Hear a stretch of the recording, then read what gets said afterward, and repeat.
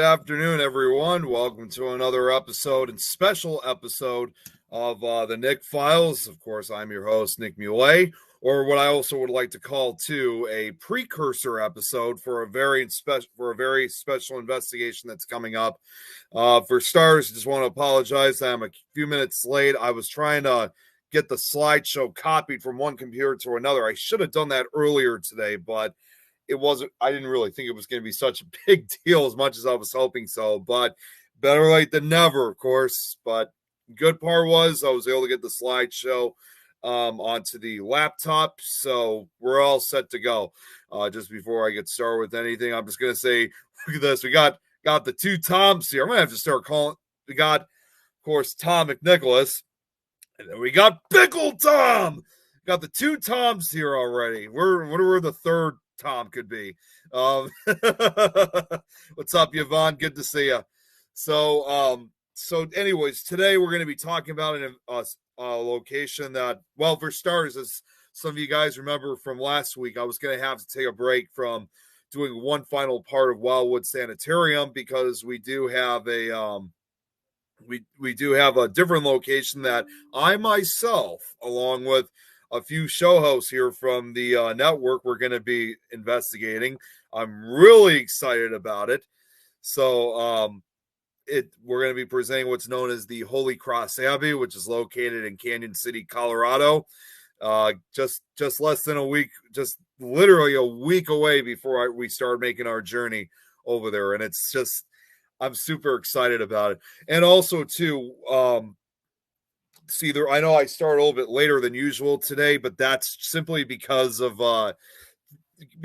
isn't, I mean, it's still a relatively long slideshow, but I kind of felt it wasn't really necessary to really run for a full hour and a half. So I kind of figured this will probably last no more than maybe less than an hour. So even though I'm late, a little bit later than usual, this should still work out either way.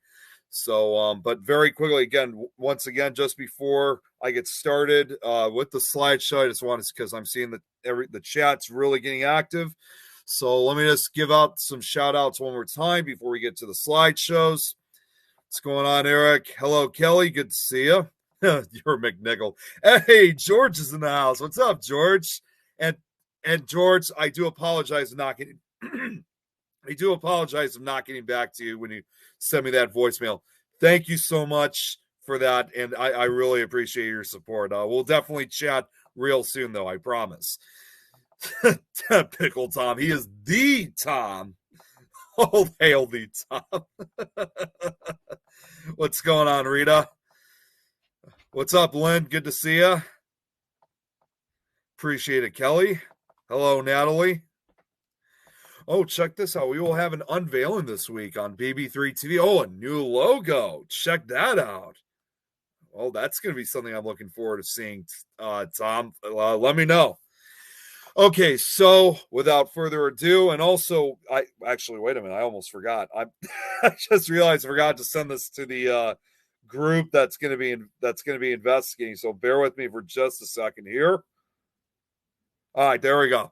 All right, now, without further ado, let's get right down to business. All right, let's go through this whole fun activity as usual. All right, so obviously, it's like I just said, we'll be talking for today's location. It's what's known as the Holy Cross Abbey in Canyon City, Colorado.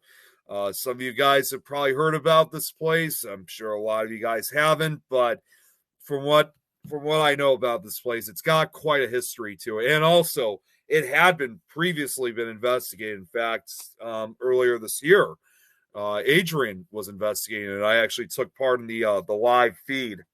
Well, not the live feed, but took part in the live investigation as a show host along with her husband, Zach. And from what I remember seeing from the investigation that they were having, it's quite an active location. So, but of course, obviously, folks, we're going to focus on the history first, and then we'll focus. I don't really have any videos, unfortunately, this time for this location, but I'm sure eventually that will change once we investigate it next week. So here we go. And yeah, Tom, my batteries are charged. I can see the comments here still through the phone. All right, so the Benedictine order in I forgot to add the town, but the Benedictine order in Canyon City, Colorado, dates back to the 1880s when two priests arrived in Breckenridge to establish a parish, joining the convent of four Benedictine nuns, believe it or not, from my city, Chicago, Illinois. Two Benedictine monks were sent in 1886 from St. Vincent Arch Abbey in Latrobe, Pennsylvania, and traveled to Breckenridge, Colorado to establish a monastic community in which what was still frontier territory. You have to remember what's actually interesting, the fact that this all started, this was only just this was also just a few years after Colorado became achieved statehood. You know, Colorado became a state in 1876. So Colorado at that time was still a brand new state. They went at the invitation of Joseph Projectus Machabov, if I'm saying that correctly. I'm probably butchering that last name again. Then still a member of the American Roman Catholic Missionary, and the first bishop of Denver, and the vicar apostolic for Colorado and Utah. Their first foundation was the Priory of St. Mary in Boulder. Other monks followed in ensuing years. In 1894, the monks arrived in Canyon City with the hopes of establishing a school similar to the St. Scholastica boarding school that the nuns from Breckenridge had established 3 years prior. However, according to the Abbey's first 50 years by Father Vincent Peter, Canyon City's efforts to establish a school were unsuccessful, and in 1906, the monks moved to Pueblo to establish a school there. The year of 1922 brought several major changes to the Benedictine order. A petition had been approved following the foundation in Colorado to become dependent on the Arch Abbey in Latrobe, Pennsylvania. A group of 11 men received permission to transfer to the new house, and were tasked with the future of the former St. Leander's Priory in Pueblo. The new group was faced with a less than ideal location of the St. Leander's Priory in Pueblo. The college had been closed after World War I, and the growing city did not fall in the traditional setting of monasteries of being located in small towns. In 1923, the order was granted permission to relocate to Canyon City and purchase 90 acres of land that once was owned by Captain B.F. Rockefeller and home to his famous Fruitmere orchards.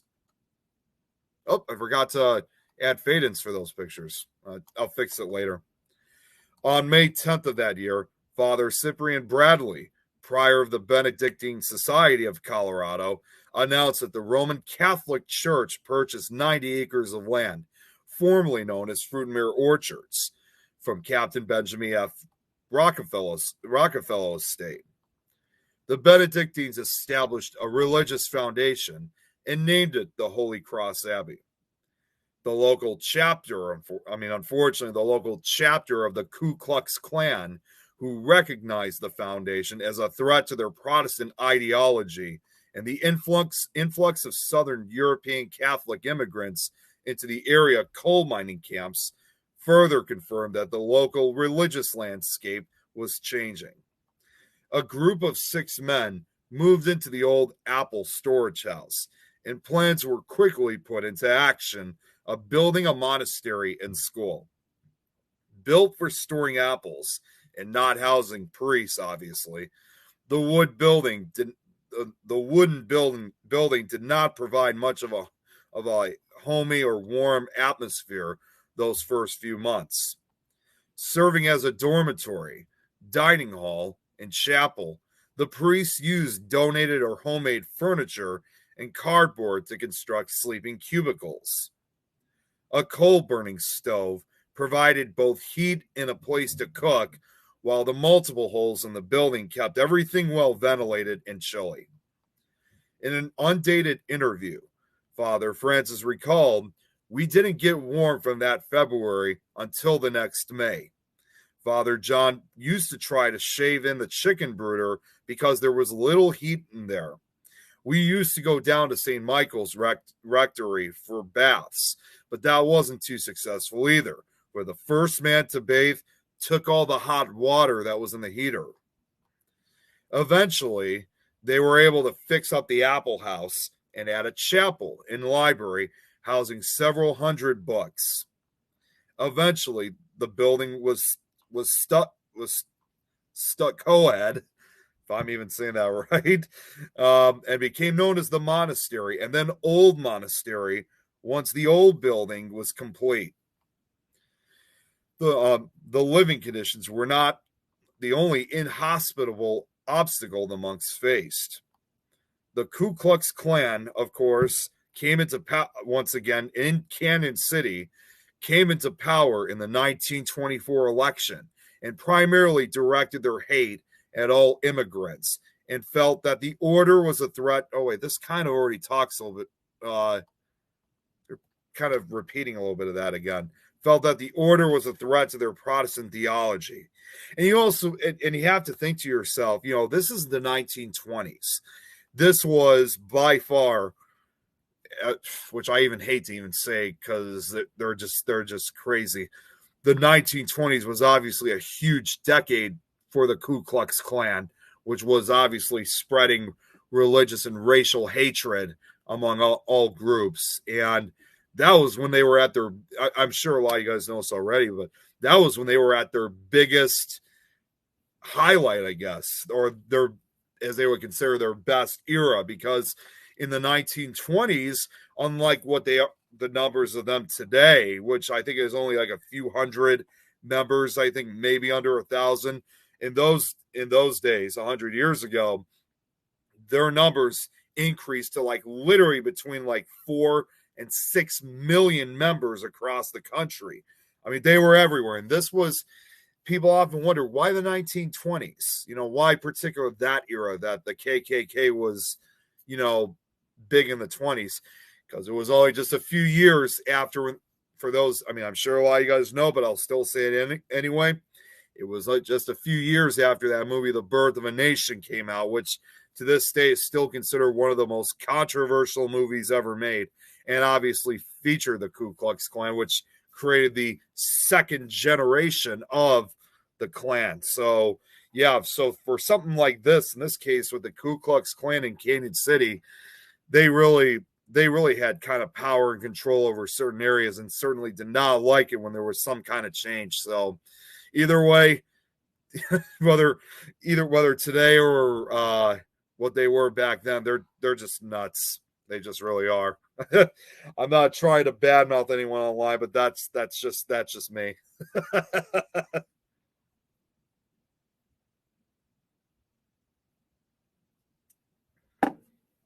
All right. So the growth of the community, looks like there's kind of a little bit of a mistype there, but we'll fix that. Growth of the community led them, let's say, to move to Boulder, then Pueblo, and finally to Canyon City in 1924, where a larger monastery was built in the Gothic revival structure. The Roman Catholic Church, through an intermediary, purchased the Fruitmere orchards, over 90 acres of undeveloped land. Upon the completion of a larger Gothic revival style monastery and a couple of other minor buildings, the land parcel was granted the title of abbey.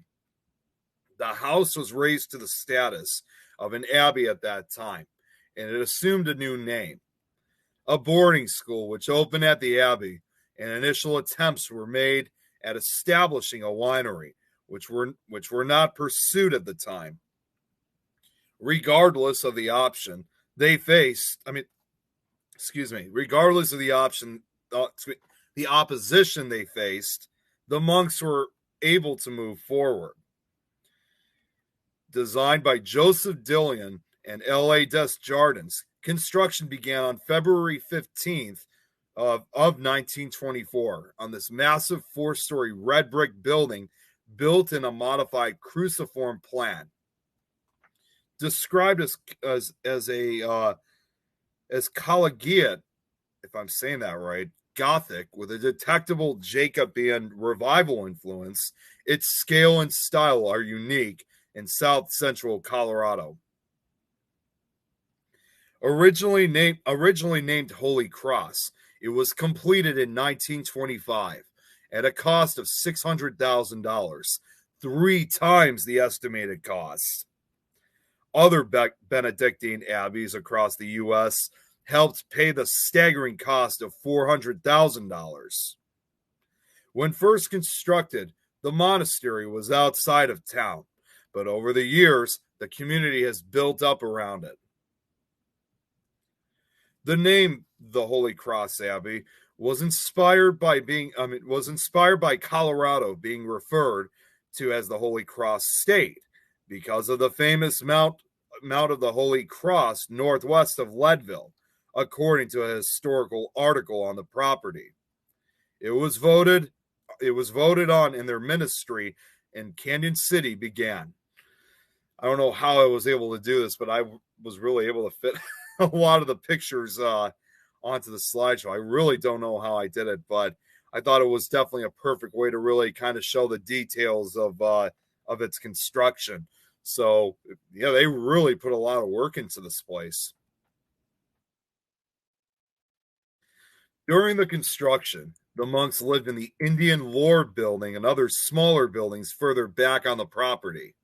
The building itself is described. Oh, wait, see, again, it's saying some of the same stuff again with a detectable Jacobean revival influence, its scale and style unique in south central Colorado.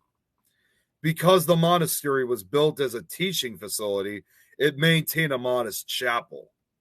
The original architectural rendering included a grand cathedral, electrical plant, football stadium, and many other additional buildings. But due to the Depression in World War II, these plans never came to fruition.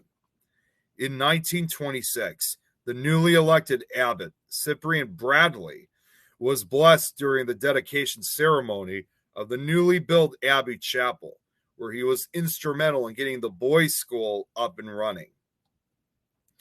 39 students arrived and moved into the fourth floor dorms of the building, and the first school year of the Abbey School was officially underway. Subjects the first year included math, religion, fiddle classes, Latin, physics, and history. There was a fine school spirit, befitting the cheerful surroundings and excellent school equipment, Father Hornung said. Hornung said, excuse me. That's how you're supposed to say his last name.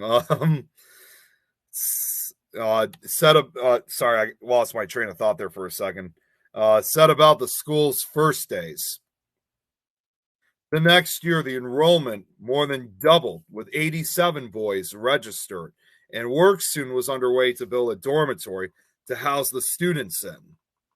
The first of many additions at the Abbey grounds was completed in 1927, with the Eulathorne Hall dormitory being able to house 150 students.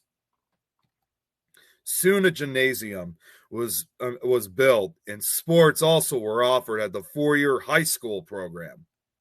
Students at the Abbey soon excelled in sports, including football, basketball, track, and wrestling, as well as a riding club were all offered. Just before we continue on, I just want to go check out the feed real quick.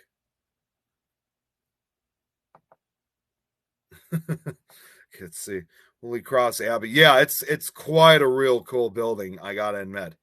So it's and like I said, this is what I'll be going to in just a week from now.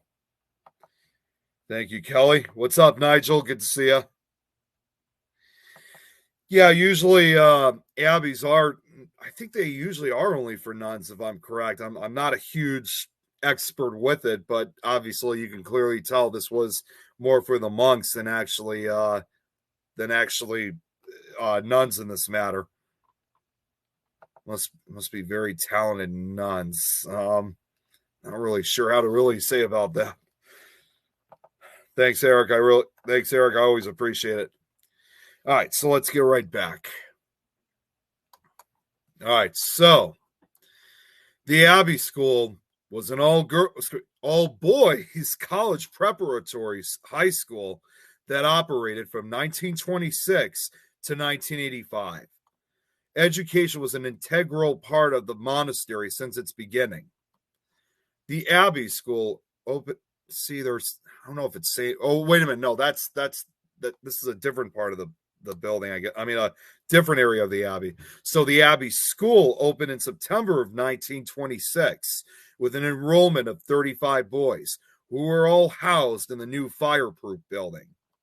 Enrollment more than doubled to 87 the following fall, with students overflowing the fourth floor dormitory and private rooms. Ground was broken on May 1st, 1928, for a student's residence hall.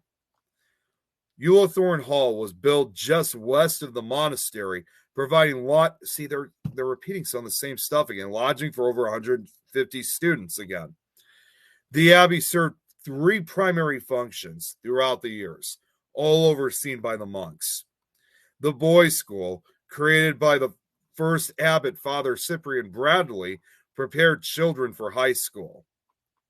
And this was actually one of the few photographs I was able to find of the actual, I guess you can kind of say, of an actual session in progress while the monastery was still running as a part of it was running as a school. So really interesting that I found that photo. The Holy Cross College and the seminary helped students decide whether God called them to serve as part of his church through priesthood or brotherhood. Camp Holy Cross provided boys ages 8 to 14 a community in which to grow and develop their faith. A gymnasium, see, again, oh wait, no, I'm sorry. No, this is a different building. My mistake. A gymnasium was also added in 1928. It was later used as a fine arts building and is currently used for the Department of Corrections training facility. So how about that? You know, it was originally a gymnasium, then a fine arts building, you know, for young boys between the ages of 8 and 14. And now it's basically being used as a training facility for future prison staff members of the Colorado Department of Corrections. How crazy is that to even think? Who would have guessed that's like how they originally envisioned what the building was going to be many years later, being part of a training facility for the Department of Corrections. That's interesting. So in 1935 and 36, 2 small science buildings were erected, Stansbeck and Sheeby Halls. During the homecoming game, I don't know what's going on with my speech today. During the homecoming game between the Abbey Bears and Walsenburg St. Mary's Crusaders in November of 1930, a fire broke out in the old Apple House and destroyed much of the historic building, unfortunately, which you see a lot with these historic buildings, especially if part of them were built out of wood, even though the majority of it was mainly brick. The building had been used most recently for the vinegar plant and housed expensive machinery, as well as, of course, storing apple boxes. While the loss of one of the oldest buildings in Fremont County was mourned, the Bears were celebrating 24-0 victory, managing to continue playing the football game while the fire blazed elsewhere on the property. Imagine if you're playing a football game and unbeknownst to you, there's like several even though it was really just one, imagine if it was several buildings that were on fire. You never even knew about it until you started seeing the smoke rising up. It's crazy to think of how they were able to still do this game even when a fire was in progress. That's nuts. So the Depression plunged the monastery into financial difficulties, and when Abbot Cyprian retired in 1933, Father Leonard Schwinn was appointed administrator and did much to put the monastery on sounder financial ground. He arrived that same year and was named second abbot on June 18, 1937. He remained abbot of Holy Cross Abbey for over 26 years. In 1931, the abbey saw its first drop in enrollment, a trend that followed throughout the 1930s, which is not surprising at all whatsoever, because this drop in enrollment certainly would have been not uncommon in those days among many schools, because, again, you think about it, when you think of the 30s, obviously, this was of course during the Great Depression, and that affected everybody. Not only just people regarding work, but also a lot of kids weren't able to really either continue on with their education at school or couldn't go to school at all, because a lot of teachers, like everybody else, lost their jobs due to the Depression. By 1936, the school only had 4 graduates. To obtain more numbers, a junior high program was offered, and the 4th floor converted back to dorms to house the younger students. While the student population was declining, 1934 brought 4 new faces on staff to the abbey.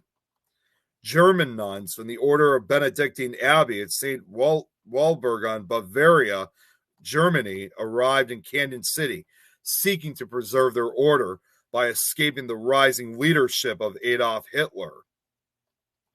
For 35 years, these sisters served at the Abbey School, cooking and sewing habits and costumes for plays.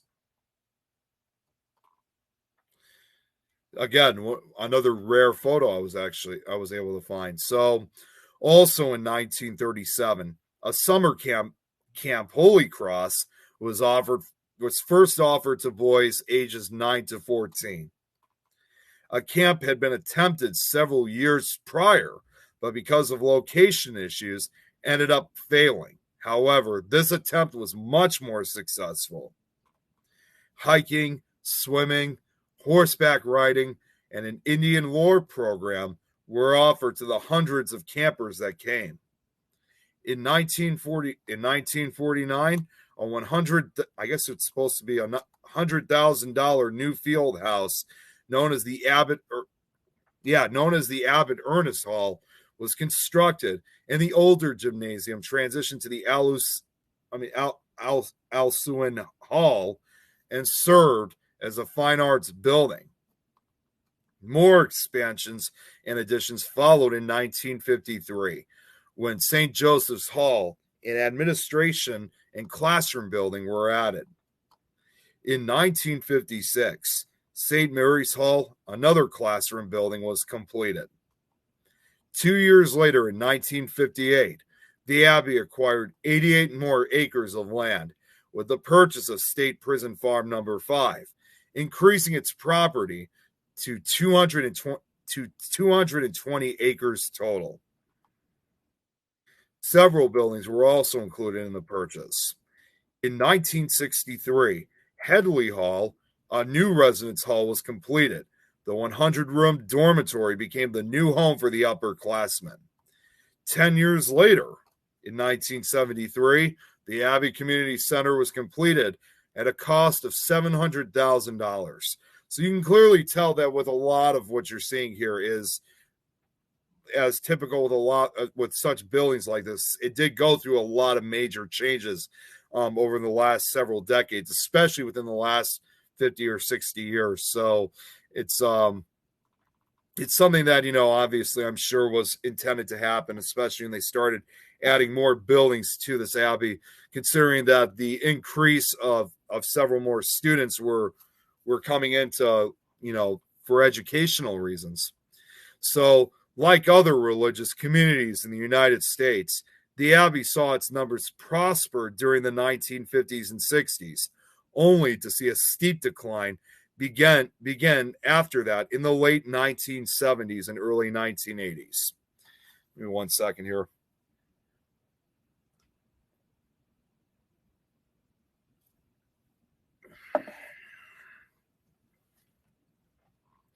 So, as the buildings expanded on the Abbey grounds, so did the popularity of the school.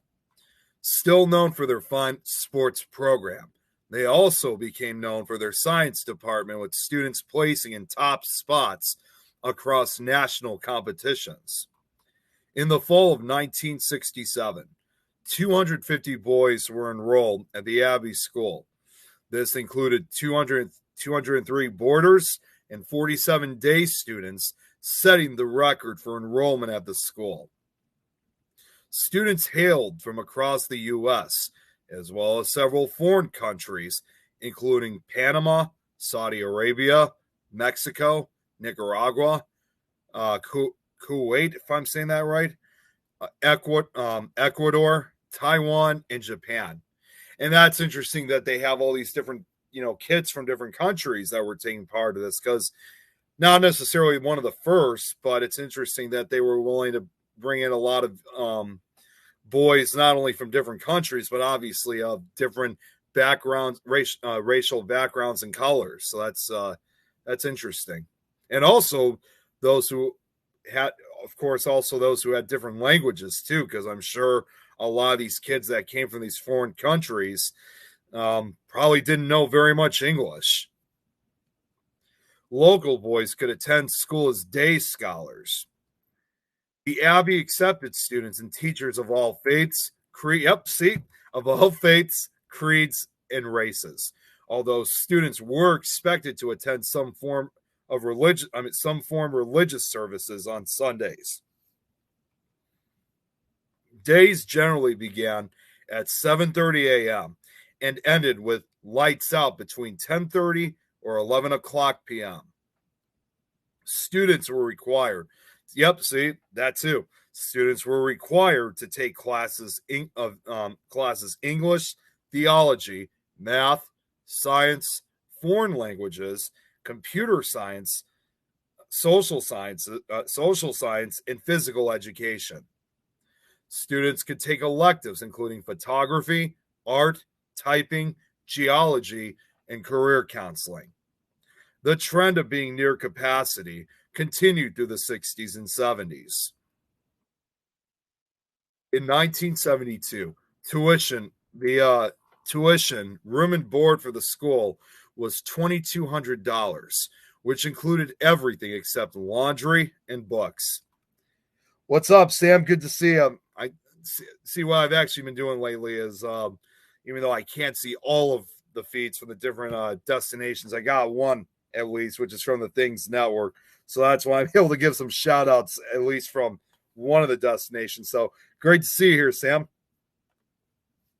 Enrollment was near capacity that year with about 250 students. The Event Center building, originally the Student Union and Dining Hall, was constructed in 1973.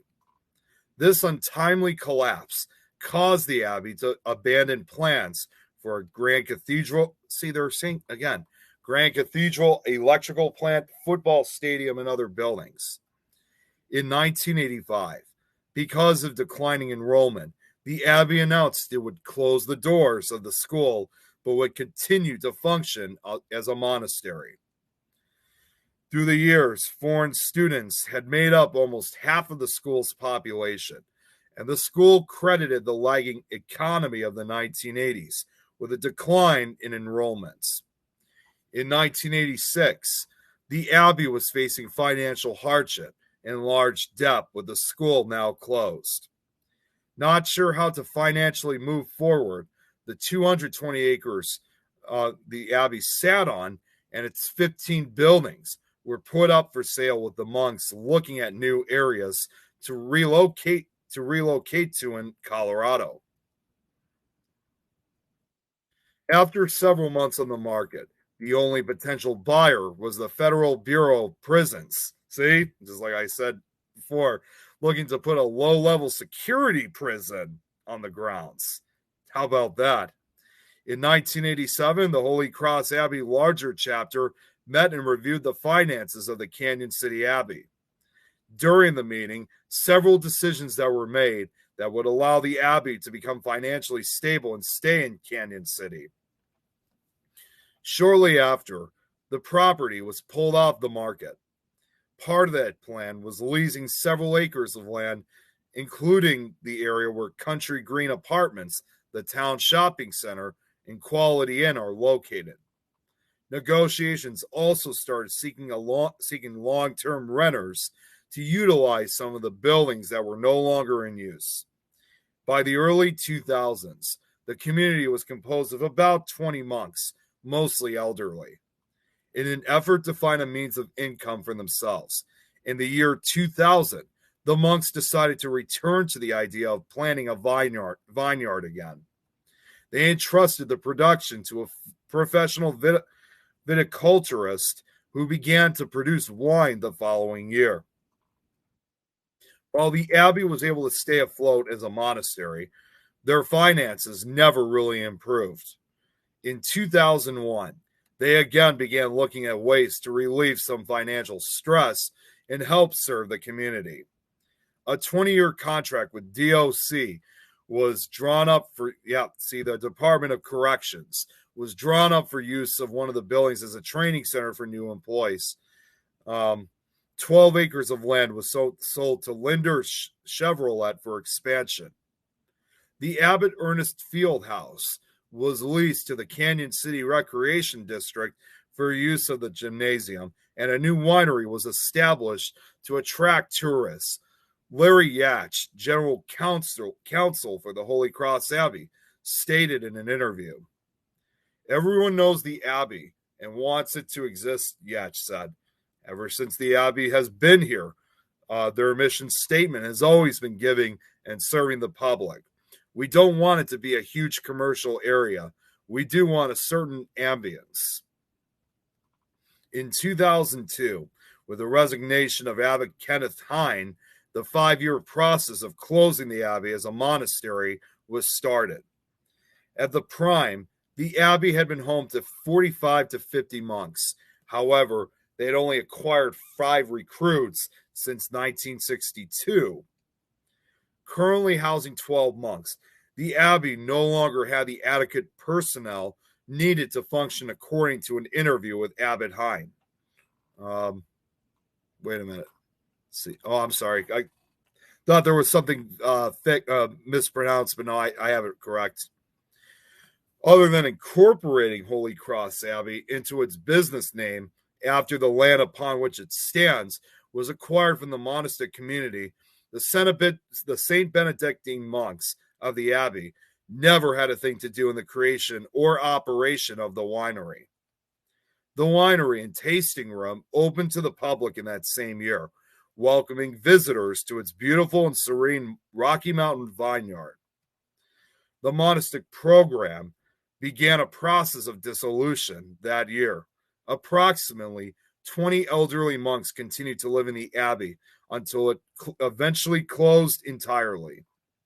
By the year 2005, however, it was determined that the monastic community was no longer viable, and in a final chapter meeting, the monks voted to dissolve it. They found homes for themselves in various other monasteries, and the abbey was closed the following year in September of 2006 and put up for sale once more at the price tag of $13.5 million. The 5 remaining monks voted to disband and went their separate ways. In 2007, the abbey grounds were purchased by Ronald Burkle's Eucapia Company LLC, a private investment company, and converted into an event venue hosting meetings, weddings, retreats, and more. Historical tours of the building are offered by appointment, and self-guided tours of the main floor of the monastery are available during business hours. Now, as far as how the abbey is today the campus is over 200 acres and is used as an events complex with all types of events happening even though I just said something like this happening, including weddings, meetings, banquets, retreats, reunions, car shows, expos, celebrations, and the list goes on. While the front 50 acres are occupied by buildings constructed over the years, the remaining acreage is farmed. And you can see there's not much has really changed to a lot of the building since its construction. I mean, there have been a few changes, understandably, but not really much to a variant degree. Now, of course, it's not surprise at all whatsoever that the Abbey is also rumored to be haunted. The construction, as you could very well imagine, like a lot of buildings, that were constructed during, a lot of these over 100 years ago, the construction of the Abbey of the Holy Cross was difficult and dangerous. Built mainly by prisoners, it was unlikely that on site deaths were reported and recorded. The possibility of prisoners' spirits being trapped inside the Abbey they were forced to build forever remains. While the atmosphere of the Abbey is peaceful and spiritual, the residual energy of those who have since moved on still lingers in a way that is truly chilling. Visitors who are curious to walk these historic hallways are invited to do so with reverence and a bit of caution. These lonely corridors are most certainly haunted. The maze of dark corridors throughout the Abbey provide plenty of space for the paranormal to occupy. The basement taunts all those who enter with an unpleasant energy. Previous guests reported feeling like they were followed through the monastery, only to realize no one was behind them. Chanting can sometimes be heard late at night, as if rituals never ceased after 1985. The darkest energy, however, comes from the secret passageway that connects the basement of the monastery to Ullathorne Hall, which allowed monks to travel through the community undetected. And also, this is only one slide, but I also have one other unusual. This place also has one rather unusual story to add. I should have added this to the. I should have also added another title to where it says "Ghost Stories" on it, because according to what Adrian said when she investigated this place, supposedly, I guess she said she had some kind of encounter with a creature of some sort. It's as I would probably describe. I mean, I don't know if this is exactly how she described it, but a lot of the reports based on this creature usually is the same. It's said to be this pale, hairless, large humanoid creature, and understandably, this is something that is not. I've heard of several reports involving this creature, and it's not restricted to the Abbey, because there's been many reports of this for God knows how long, for decades. But apparently, this place is inhabited. It says it is also believed that a mysterious and large humanoid creature, commonly believed to be the Rake, has also been spotted in several areas of the Abbey. And what actually, it's kind of more of a cryptid kind of thing, if you ask me. So for those who don't really know exactly what the Rake is, originally it was actually just it actually originally started off, I think, as just like a creepypasta urban legend, but it seems like, in spite that it was originally made up, there have actually been reports and sightings of this creature, and most people often usually describe the Rake as, like I said, it's often been described as like this, again, pale, hairless, large humanoid creature, and they often say it looks like it often appears as almost like a naked man or a large hairless dog of some sort. And obviously the reason why it's called the Rake is it has these very long claws or talons, like very much almost like those of Freddy Krueger, if you will, but on both hands. But obviously, that's its preferred method of attack. And because of its hands and its claws, that's where the name the rake comes from. It is also, and it's also said to have like these big, large black eyes. And what most people usually will, the way how most people usually encounter it is that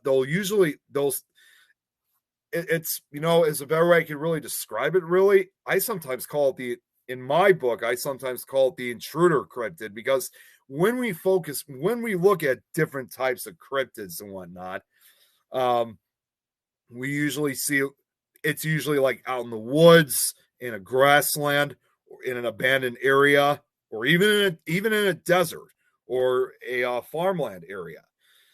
Very few times do we ever come across really a lot of cryptids that happen in people's very own houses, maybe outside their houses, but to actually have a cryptid invading the property inside your own house, it's a relatively rare scenario. And what usually happens when it comes to the rake in this matter is, as I've always heard, is people usually are completely fast asleep when this creature, I guess, appears, if you will, and they'll wake up and they'll see something sitting at the edge of their bed, usually facing away from them, and then it turns, and then eventually will try to attack them. And other than the black eyes that sometimes they report, most people can never actually really see its face, which I think there was a segment of Monsters and Mysteries in America that did a segment on the rake, and they often said the fact that you can't even see its face, that's a primary example of the unknown terror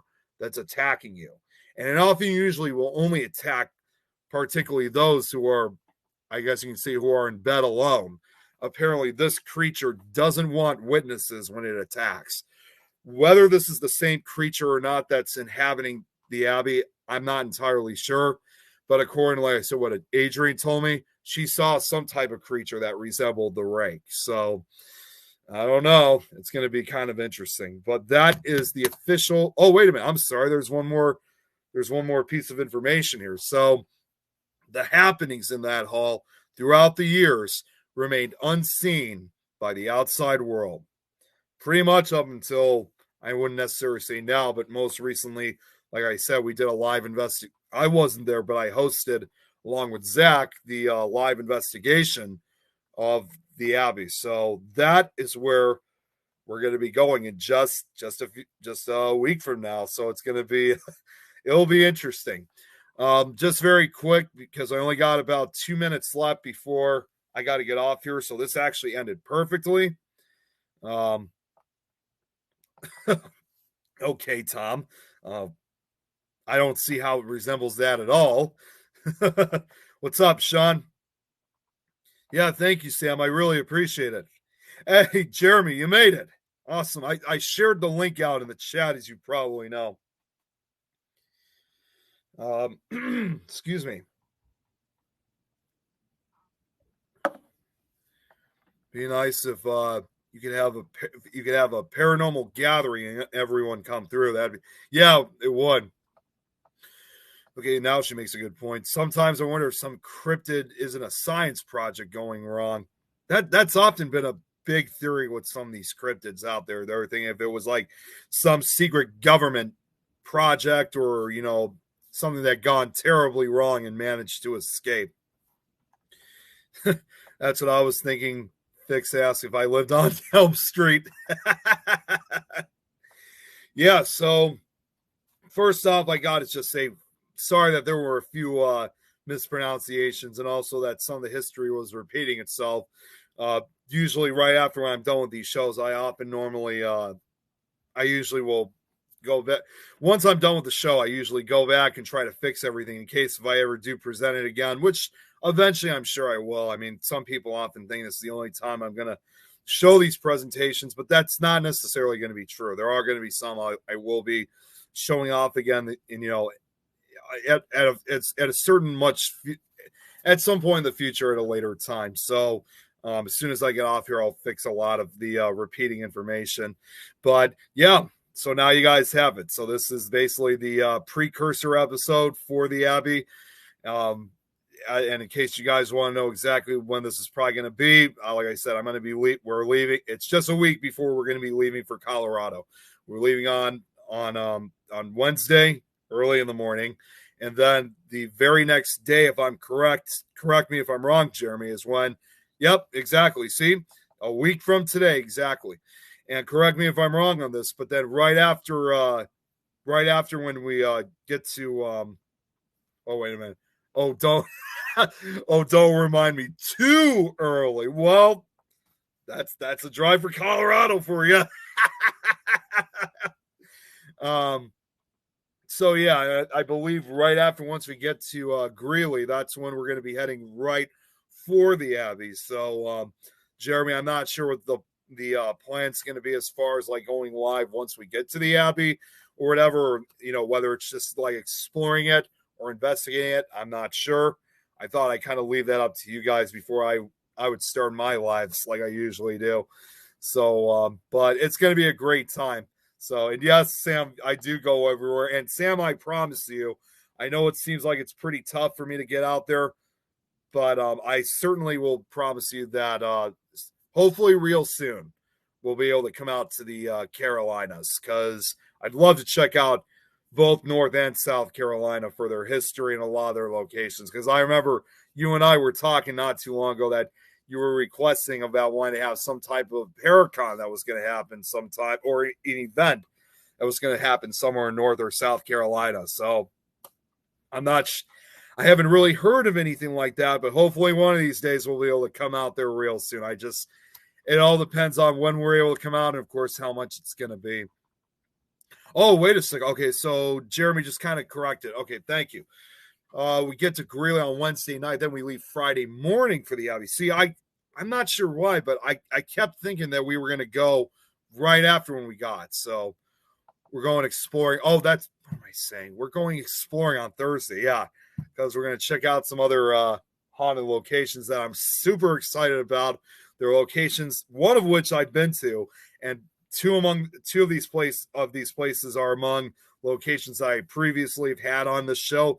Those two locations, in case you wonder, is Cheeseman Park and also the Stanley Hotel, which were both featured in season 1 of Nick Files. So it's going to be really exciting. But Jeremy here says there's a building in Greeley that I have to go on Thursday. I wonder what building that is, Jeremy. Yeah, it definitely would, especially considering, like when you think about it, that the Carolinas, of course, were also among the original colonies prior to statehood. Yeah, and that's fine, Jeremy. You don't have to explain it right now. That's totally fine. So, all right. Well, I'm probably gonna have to end this. I know I'm a little bit under an hour, but this still worked out, like I said, perfectly. As a personal connection to me.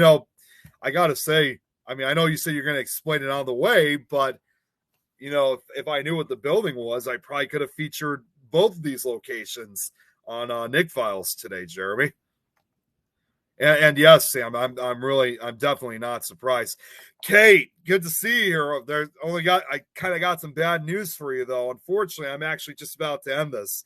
So, well, it may not be a haunted building, but I still, me, I've done buildings. I mean, I've done presentations on historic buildings that have no ghosts, no paranormal activity at all. So either way, I still would have done it.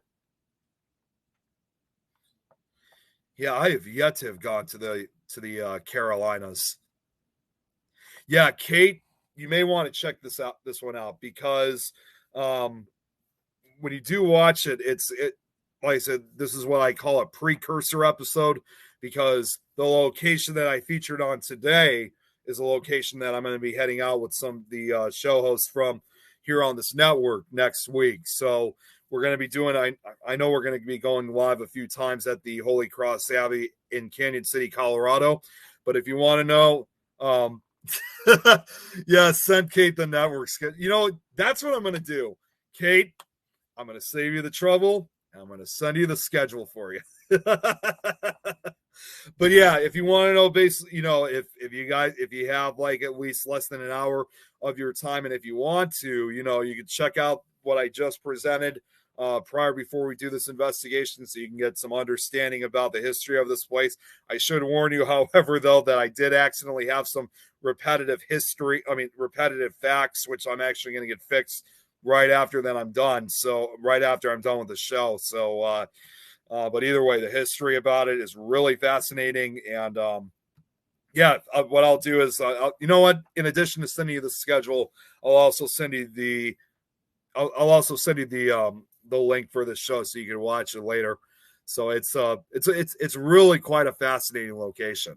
So all right. Well, anyways, I should probably get going, because again, I know I'm kind of overlapping. I know Zach has a show on the Pack channel, and I believe Grizzly Chris is on right now with his show. So, actually,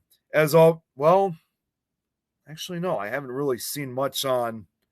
Jeremy is Grizzly on right now, or because I'm not getting a notification on Things Network. I'm also checking the Pack channel. Okay, well, Pack channel is okay. Chris is on. All right, so that's weird. I never got the notification out of it, and also I see on the Pack channel, I can see that they're also running too. So I should start wrapping up. As usual, guys. Thank you guys so much.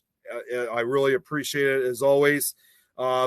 Understandably, because we're going to be out of town, there is no Nick Files next week, so I'll be doing another one later the following week. And what that location's probably going to be, I have one more part on Wildwood Sanitarium, so most likely it's probably just going to be a video review episode. So it's not going to be anything like big. I mean, it's still going to be special either way. But after that, I got plenty of other locations that I've already put together. And I should probably make this announcement very quickly. I said this actually on the Fear Fan show last night. That is, after months of putting so many documents together, and trust me, I still have lists of other locations that I wanted to put documents and eventually make slideshows out of for future episodes.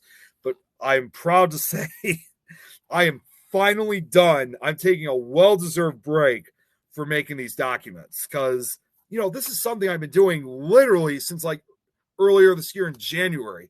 I can't even tell you how many that I put together. I know now it's well over probably 150 of them. So I got enough to last me for a while. So I don't need to make any time unless I get any requests, for investigations or certain locations. I don't need to make any more. I really need this break. And I also got to get back to finishing up my audiobook series. So, which I had to hold off also since January. So I need to get that done, as well as also, another audiobook series that's currently in the works. But fortunately, that one I don't have to do much work on, because I'm actually going to be getting some participations out of it. So, but anyways, like I said, guys, I want to thank everybody for watching. Like I said, I not only do this for myself, I do this for you guys. And I also still to this day would once again like to thank everybody who watched the speech video that I did a few days prior. I always appreciate the support. And of course, I always like the fact that, how I was able to do it in such a positive way, and the reactions out of it have just been phenomenal. So I really can't thank you guys enough. And yes, Sam, please send it to me. It would be great. Thank you, Sam, as always. Hey, Robert, unfortunately, I'm just about to end this, so you'll just have to watch the replay. But anyways, I know I'll see some of you guys tomorrow afternoon to the Grave and Back, as well as tomorrow night with Supernatural Talk, and Friday afternoon with the Frighteners. Next couple shows should be great. So as I always say, right before the end of the show, if you guys want to tune into the other shows I do later this week, to the Grave and Back, Supernatural Talk, or Frighteners, I'll see some of you guys tomorrow and Friday. But if not, if you guys are going to wait till the next episode, I will see you guys hopefully I would say hopefully the following week. But if you guys want to see the investigation itself, hopefully I'll see some of you guys next week on the live when we get to the Holy Cross Abbey in Canyon City, Colorado. So for now, thank you all again, and I'll see you guys again next time. Take care.